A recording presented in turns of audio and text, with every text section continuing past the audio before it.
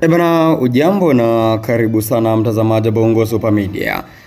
Picha ya mwanadada huyu ambaye unamtazama hapo imekuwa ikitambaa sana ama ikizagaa sana katika mitandao mbalimbali ya kijamii, huku tukio ambalo amelifanya la connection zake kuvuja likiwa ndio tukio ambalo linamfanya atrendi sana katika mitandao mbalimbali ya kijamii. Sasa mtazamaji Bongo Super Media, najua unajiuliza nini hasa kilitokea mpaka mwanadada huyu ambaye watu wengi wanamuita mtoto wa mchungaji picha zake kuvuja. Nini hasa kiliendelea? Ilikuwaje? Yote hayo yamo ndani ya video hii. Wewe cha kufanya ni kubonyeza alama ya kusubscribe ili kuwa mtu wa kwanza kupata video mbalimbali kutoka hapa Bongo Super Media. Na bila kupoteza muda, ni kweli mwanadada huyu ambaye unamtazama hapo kuna video zake zilivuja za connection.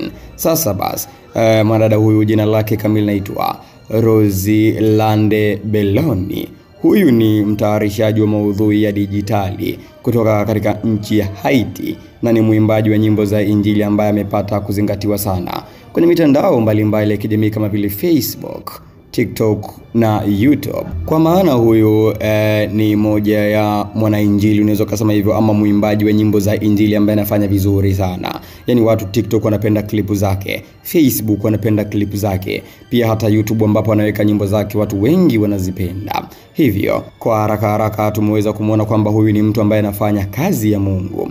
Lakini pia anajulikana kwa maonyesho yake ya imani na maonyesho ya muziki kutoka moyoni, na amejenga wafuasi wengi katika nchi ya Haiti na nje ya mipaka ya Haiti. Kwa maana huyu ana mashabiki wengi sana nchini Haiti, lakini pia ana mashabiki nje ya Haiti wanamfahamu kwa kazi yake hiyo hiyo ya muziki wa Injili. Sasa basi Rosilande Belloni, taarifa za awali zilidokezwa kuwa Rosilande alikuwa amechumbiwa na mwanaume mmoja hivi na baba yake alikuwa ni mchungaji. Hata hivyo, uchunguzi zaidi umefanua kwamba hakuwa amechumbiwa, lakini pia baba yake haongozi kanisa, ingawa yeye ni mshiriki hai wa kanisani kabisa, na mtu aliyedaiwa kushiriki naye video hiyo hajatambuliwa hadharani.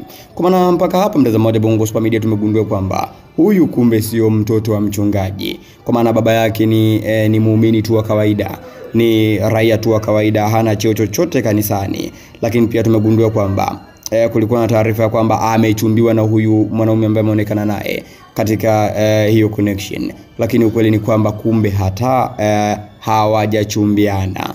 Hivyo basi tumegundua ya kwamba sio mtoto mchungaji, huyu ni mwanainjili na mwimbaji wa nyimbo za Injili ambaye anafahamika zaidi pale nchini Haiti. Wachambuzi wengi wamesisitiza kwamba Rosilande ni mwathirika wa ukiukaji mkubwa wa faragha. Usambazaji wa picha hizo ambazo zimevujishwa katika mitandao mbalimbali ya kijamii. Kwa mfano nchi kama Marekani, mara nyingi huwa kuna sheria kali kweli kwa mtu ambaye atasambaza picha za namna hiyo, ama kwa mtu ambaye atafanya tukio kama hilo la kuvujisha picha. Kwa nchini Marekani kuna sheria kali sana, lakini pia kuna kuwa na faini ya kifungo pamoja na fidia. Huko nchini Marekani maeneo kama ya New York City, California na majiji mbalimbali ya huko nchini Marekani kuna kuwa na sheria kali kweli. Lakini hata hivyo kwa nchi ya Haiti kwa sasa haina sheria mahususi inayoshughulikia makosa kama hayo na kuwaacha waathirika katika njia ndogo za kisheria.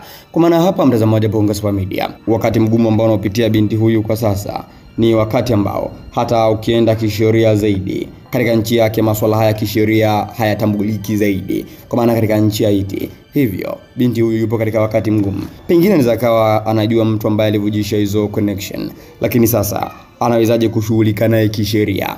Anaweza kashughulika naye kisheria, lakini sasa ikawa ni ngumu sana mtu huyo kumtia mbaroni na kufungwa, kwa sababu katika nchi ya Haiti bado hakuna sheria kandamizi dhidi ya vitendo kama hivi. Tukio hili la binti huyo limeangazia hitaji la ulinzi thabiti wa faragha, kwa maana watu wakiwa faragha inabidi wawe wana ulinzi zaidi. Lakini ukitazama tukio jinsi ambavyo lilikuwa, mtazamaji Bongo Super Media, unaweza ukagundua kwamba hata binti mwenyewe katika upande wa kurekodi alikuwepo, anajua kabisa kinachoendelea. Yaani alikuwa yuko very comfortable kwa kile ambacho kinaendelea. Hapa kuna kuja kuleta ukakasi kidogo. Haijulikani ni yupi ambaye amevujisha. Ikumbuke tu kwamba hata huyo bwana wake bado haijatambulika ni nani na anafanya shughuli gani. Lakini yeye ndiye ametambulika kirahisi kwa sababu ni mtu maarufu. Sasa watu wanajiuliza Je, nini hasa ambacho kitatokea kwa binti huyu mdogo ambaye ameingia katika skendo nzito, na ikumbuke tu ya kwamba anafanya kazi nzito, kazi ya kumtumikia Mungu, kwa maana ni mwimbaji wa Injili, lakini pia anasambaza neno la Mungu. Hapo ndipo balaa lilipoanzia kwa upande wake yeye. Na vipi kuhusiana na wale mashabiki, watu ambao wanamwamini, raia mbalimbali kutoka nchini Haiti ambao wanamkubali kupitia kazi yake ya Injili? Wameweza kuona hizo connection, watamchukuliaje na nini hasa ambacho kitatokea dhidi yake, kwa sababu ni binti mdogo Roselande ambaye anapitia katika wakati mgumu kwa sasa, na pengine tunaweza kusema kwamba makosa yameanzia kwake yeye mwenyewe. Kila mtu hicho kitendo huwa anakifanya, lakini kinakuwa off camera, kwa maana kinakuwa nje ya kamera, lakini yeye na mtu wake wenyewe waliamua kufanya on camera, ambacho kimsingi hiyo ni hatari. Unaweza usivujishe wewe, anaweza asivujishe mpenzi wako, lakini mtu mwingine akabahatika kunasa hizo video na akaweza kuvujisha. Kwa hiyo inakuwa ni shida kweli kweli. Kwa hivyo hiki ambacho anakipitia Roselande ni yeye mwenyewe kwa asilimia zaidi ya 80 amejitakia. Kama ingekuwa off camera, pengine hiki kisingetokea. Ukumbuke tu kwamba status yake ni kubwa zaidi, sababu ni mtu ambaye yupo katika upande wa dini. Sasa hapa hajachafuka yeye tu, kachafua mpaka dini, kwa sababu ni mtu ambaye watu walikuwa wakimwamini katika upande wa dini. Siku hizi mke mwema haumpati kanisani wala haumpati katika mazingira yote ambapo dini imezungukwa, lakini mke mwema Mungu ndiye atakayekuonyesha, kwa sababu huwezi jua nyuma ya yote nini hasa ambacho kipo. Hata huyu Roselande, kwa kumtazama akiwa anahubiri, akiwa anaimba katika majukwaa, unaweza kuona kabisa anapaswa kuwa mke mwema, lakini kwa vitendo ambavyo amevifanya ni ngumu sana kuweza kusema anafaa kuwa mke mwema. Yani kuna vitu kavifanya ambavyo kimsingi hata yeye mwenyewe anajuta. Mtazamaji Bongo Super Media, hiyo ndiyo hali halisi kuhusiana na Roselande. Huyu ni binti kutoka Haiti. Maoni yako ni yapi kuhusiana na hiki ambacho kimemkuta Roselande? Andika maoni yako hapo katika sehemu ya comments. Lakini pia ikiwa ndio mara yako ya kwanza kutembelea katika channel hii, usisahau kubonyeza alama ya kusubscribe ili uwe mtu wa kwanza kupata video mbalimbali kutoka hapa Bongo Super Media. We out. Mpaka wakati mwingine tena.